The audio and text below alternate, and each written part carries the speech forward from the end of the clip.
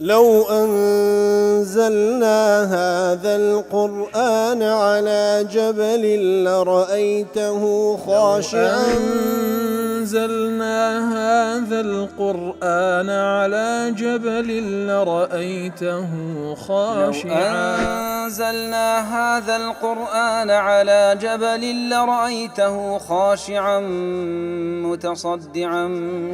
من خشية وتلك الأمثال نضربها للناس لعلهم يتفكرون.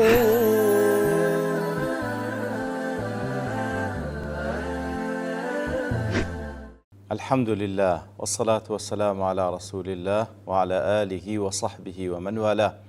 السلام عليكم ورحمة الله. برزان خوش حالم لواني 1241 لواني كان تفسير القرآن في رزبيم وخزمتان بس رضامندی رب العالمين وهي ودارم ايوي عزيزي سودي لور بقرن. أعوذ بالله من الشيطان الرجيم. بسم الله الرحمن الرحيم. اقتلوا يوسف أو اطرحوه أرضا يخل لكم وجه أبيكم وتكونوا من بعده قوما صالحين. بەڵە خۆشەویستان کلوانی ڕابرد لە خزمەتە و ئاتی پێشووتر بووین کاتێکەوە ڕەب العالەمین باسی ئەوەی لۆ کردین کە براکانی یوسف لە نێوان خۆیان خڕبوونەوە ئیتر گوتیان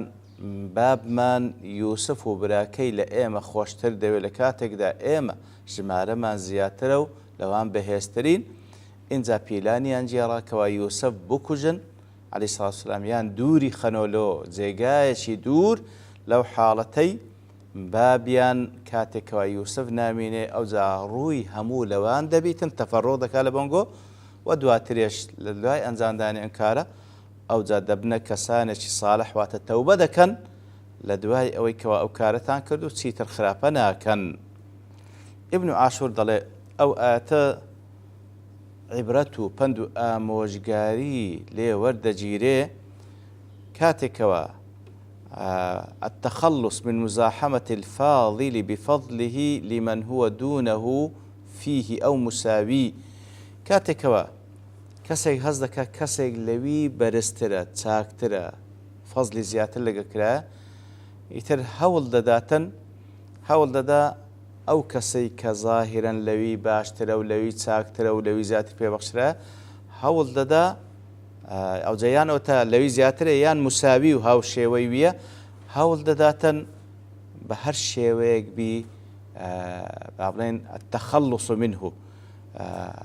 وا بکاتن نەمێنێ ئەو کەسە بإعدام صاحب الفضل ئەوەی کەوا خاوەن فەزلە نەیهێڵی نەمینێ ئەوجا بە هەر شێوەیەک پیلان دەجێڕی کە ئەوەش دەڵێ گەورەترین تاوان ئەکبەر و جەریمە لاجتماعها على الحەسەد لەبەرەوەی هەوڵدان لە بۆ نەمانی ئەو کەسێکەوە هاوشێوەی تووە یان لە سەرووی تووە تاوکو بە تەنیا لە ساحەب بینێەوە هەوڵدان لە بۆ نەمانی ئەوە جەریمەیە لەبەرەوەی چی لەخۆگرتە حەسوودی تەواو لە منتەڵەقی حەسوودیە و کەسا وا دەکاتن تەحەمولی وجودی ئەوەی تر ناکە واروها زیان گەیاندن بە غەیری خۆت و هەروەها ئەوەی کەوا خوای گەور فەرمانی کردێ بیپارێزی ئەو دەچی لە ناوی دەباتن وهم قد كانوا أهل دين ومن بيت نبوة. لكاتك دا أو بريانا ويان كير كوا أهل دين لما لك دانا كوا كوري بيغمبري خوانا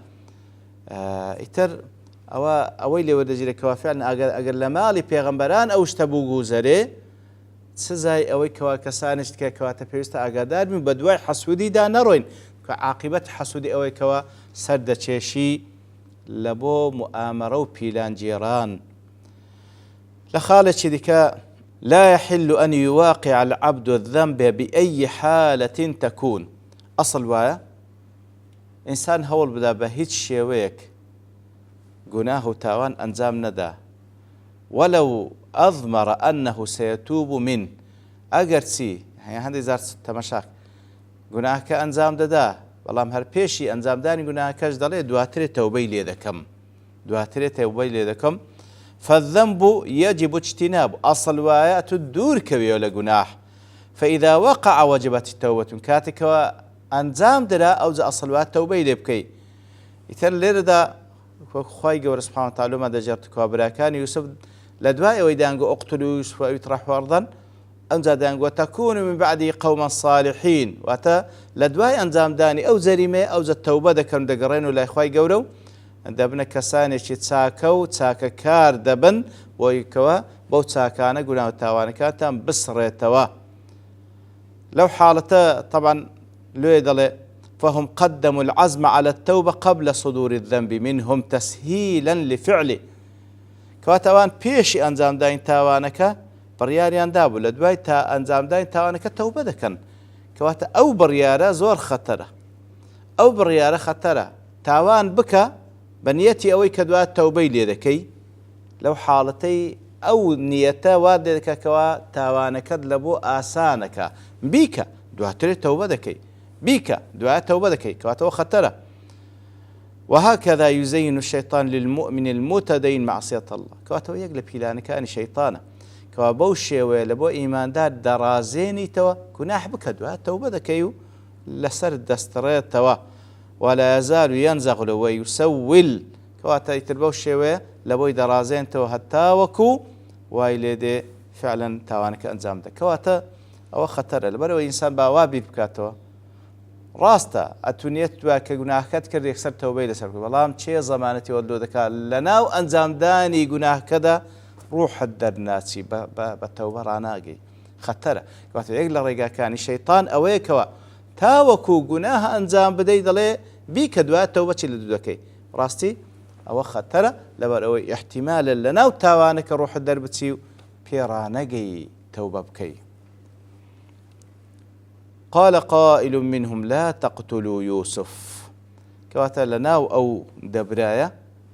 كوادانشتنا بيلان دجير لسر أوي كوات سلا يوسف بكان بريالا أو بيكو جنيام دوري خنا ولا ولاتك ولا شارك ولا زاوية شي خاكي شي دور لآوداني فري بدن يكلوانا قال قائل منهم لا تقتلوا يوسف كواتي يقلو براني يوسف قتي ميكو جن لبروي كشتنكي زور قوريه ميكوجن كشتنكي زور قوريه وكو أبي سعود دل فيه إظهار في مقام الإضمار لو جملة هذا إظهار بدر خستني نا يوسف تدا لكاتك دادانتوان بضمير باسبكا واتبلي لا تقتلوه ميكوجن أدلونا يديني استجلابا لشفقتهم عليه تاوكو بشكو بناو هنان كاكو يوسف براتانا يعني ما معنى قصة كوايلي بابير هنانوي ناوكي تاوكو شفقيان بتزوليني برامبر ببراكان أو استعظاما لقتله يعني أو براتانا كودي كوجن يوسف كواتا ميكوجن يوسف مكوجن لا تقتل يوسف كواتا أويان جياواز بولقل أو لاقنو براكا ثري برام نشي ويرا بأشكرا منعيان بكا هر أو هنده ويستيتي دوري شابيو على الأقل كشتن ذاتي بدا أدي سيدة بكن وألقوه في غيابة الجب واتا اطرحوه وغيبوه في قعر البئر كواتا ميكوجن فريدا ناو بيريك بزري كان لناو بيريك يلتقطه بعض السيارة أجر فريتان دا ناو بيريك واتنا تانكشت لبيسايون قش دور كوتو لو حالته يأخذه بعض المارة في الطريق من المسافرين سيارة وتوانك ومسافر كاروان بكاروان بلا أو بير دادين عادة هولدن لا أو بير أو هلينزن لو حالتي أو كسانة أو ريبوارانا يوسف دردينو ناشمري كواتا أنقو هر ما بستانو كوا دوري بخانة ولا بيساي بابتان مني بلا ما يكوجن بلا كيف فريدا ناو بيريكو بيركش بیرێک بی لە ڕێگاچی ئاوەدانی بی کەوا کەسانێک و کاروانچیانێک دێن لەوێن دەرێ ئەو هەڵدەهێنجن و لەوێن دەرێ ئەوان هەڵی دەگرنەوە دەیبەن لەگەڵ خۆیان إن كنتم فاعلين ما أردتم من التفريق بينه وبين كواتە مادەم عەزمتان کردێ ئەو شتە هەر ئەنجام دەن کەوا شتێکی وا بکەن یوسف لە بابی بە دوور بخەنەوە مەیکوژن فڕیدەن ناو بیرێک و عاقبەتیش لناو بیرەکەش نامری بەڵکو کەسانێک کە بەوێدا دەڕۆن لەوانی کەوا مسافر و ڕێبوار و کاروانچینە هەڵ با بڵێن لەگەڵ ئەو ئاوی کە دانوێ دەربین لەو بیرە یوسف دەردەینن ئەبی سعود دەڵێ لم يبت القول عليهم کەواتە لێردا ئەو برایان کەەوە لەوان باشترە ناتوانانی بڕیار لەسەر ئەوان بدە بل إنما عرض عليهم ذلك تأليفا لقلبهم كواتا تەنها عرضی دەکا خوتەیەکە مەیکوژن بەڵکو وا بکەن تاکو دڵیان بجوڵێنی و بتوانی لە کوشتن یوسف نەزاد بدە وتەوجیها لهم إلى رأيه و بە شێوەیەک بە ئوستوبێک پێیان دەڵێ بەڵکو ڕأیەکەی ئەو قبول بکەن وحذرا من نسبتهم له إلى التحكم والافتيات كواتا بە شێوەیە قسان دەکاتن کەوا وای لێ نەخوێندرێتینەوە لە قسەکە کە ئەو دەوێت تەحەکومیان پێ بکە ئەو بڕیاریان لەسەر بدە ئەم پێدەسی لەوان کەس کەتر بوو بیتن یعنی وەکو برا گەورە نەبووبی و لەوانیش باشتر بووە نەیویستێ بە ئوستوبێک دەوێت قسەیان لەگەڵ بکاتن هەر عەلەقەل یوسف لە قەتل نەجات بدا. ابن عاشور دەڵێ وقيل فيه تعريض بزيادة التريث فيما أضمروا كواتا بأسلوب قسەیان لەگەڵ دەکات چی تێدا هەوڵ دەدا هانیان بدا بڕۆکەکدان بەخۆدا بگرن لەو نیەتە خراپەیەکەوە بەرامبەر بە یوسف بەتەمانە بیکوژن لعلهم يرون الرجوع عنه کەواتە لەوانەیە هانیان دەدات لە بۆی کەوە بڕۆکەکدان بەخۆدا بگرن زوو ئەو پیلانیدان جێبەجێی نەکەن بەڵکو ئەو تەخیر بوونەی وەقت ببیتە مای ئەوەی کەواوان پەشیما ببنەوە لە جێبەجێکردنی ئەو نیەتە خراپەی کە بەرامبەر یوسف دایانایە. قالوا ئیتر دیارە بڕیاریاندا کەوا فعلا بیخەنە ناو بیر دێنە لای بابیان لەو حاڵتەی داوا دەکەن یوسف لەگەڵیان بنێری بە سەفەرێک تاوەکو لە نەتیجەدا پیلانەکەی خۆیان بەسەریدا جێبەجێ بکەن. قالوا يا أبانا ما لك لا تأمنا على يوسف وإنا له لناصحون. دیار مناسبەی ئاتە لەگەڵەوەی پێشترۆک و ئەبی حەیان دەڵێ کاتێکەوە ئەوان لە مێش خۆیان بڕیاریاندا کەوا یوسف جیا بکەنەوە لە بابی عەلەیهی سەڵات وسەلام ئیتر هاتن ویستیان بە پیلانێک یوسف لەگەڵە خۆیان ببەن و لە یعقوب عەلەیهی سەڵات وسەلام بە دووری بخەنەوە و هەروەها زۆر بە لوتفەوە دێن قسە لەگەڵ بابیان دەکەن و هەروەها دڵسۆزی خۆیان نیشان دەدەن تاوەکو بابیان سیقان پێ بکا و لەگەڵیان بینێری. قالوا يا أبانا ما لك لا تأمنا على يوسف دیارە لا تأمنا وەکو معلومە لە قراءة حافظ عن عاصم یان بە ڕەوم یان بە ئیشمام دەخێنرێتەوە لا تأمننا ئەوە ڕەوم لا تأمنا بەو شێوەی دەخێنرێتەوە ما لك لا تأمنا على يوسف وتبراكان يوسف عليه الصلاة والسلام هاتين لاي بابيان يعقوب عليه الصلاة بيدلن لكاتك دا وقد عزموا على إلقاء يوسف في قعر البئر كواتا عزميان جزم كردية كوا يوسف بخنا نابيرك إن زادلين ما لك لا تأمن على يوسف يا أبانا لما تخاف منا على يوسف لبرد سيدة ترسي كوا يوسف تسليم إيما بكي فلا تأمننا عليه لو سيقمان بيناكيو لو بابلين متمانما بيناكي كلاي إيما يوسف أمينة لبرسي تسليمان ناكي لكاتك دا وإنا لناصحون ليوسف بالحفظ والرعاية والنفع له